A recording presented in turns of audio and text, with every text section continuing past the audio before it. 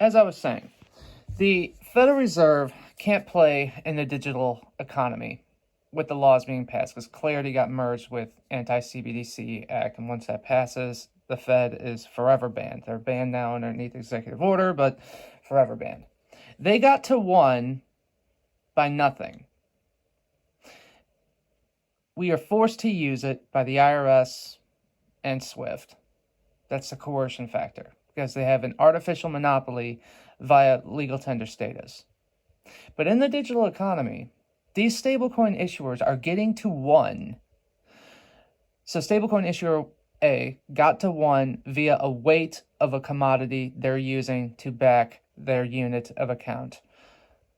Stablecoin issuer B got to one because they backed it with a weight of a commodity, a measure of real estate, and a weight of another commodity. And the only reason why they're able to do that is because once you tokenize something, it's liquid. And when you tokenize something as well, there's no fraud.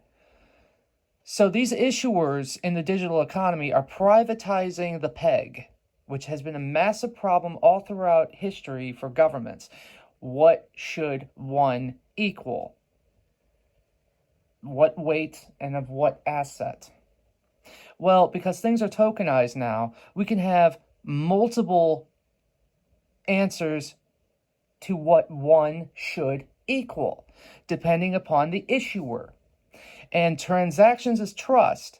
So, as transactions go on in the digital economy, and everybody is incentivized to go to the digital economy because you cut costs and you increase speed, and transactions is trust. So whichever issuer and their basket of things that are used to back it, we will have several answers to what one should equal. And when you have a neutral bridge and you allow all this to happen, you have the tax structure that allows for it to happen, you no longer need legal tender at that point. So I envision, and this would be the most ideal setup for the United States government, is to have whatever unit and issuer that people want to use go through a neutral bridge into Treasury coin that they create that circulates on a government ledger. And then when they have to pay out, they go through the neutral bridge to go to whatever unit that the receiver wants. That keeps this entire ecosystem going. There's no fraud. There's no coercion. There's multiple answers to how to get to one. You privatize the peg. Now, one of the consequences of this, and when you revoke legal tender status and you don't give one of these issuers a artificial monopoly over the issuance of money, multiple prices will emerge for goods and services. So you may have different prices for stablecoin issuer A versus a different price for stablecoin issuer B for a good or service.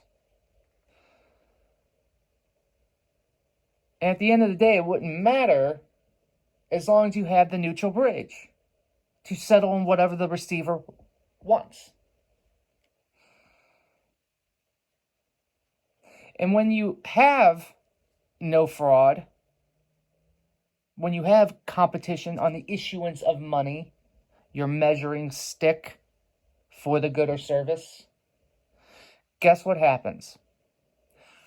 Real value emerges through this whole process. Because right now we have no real values for anything.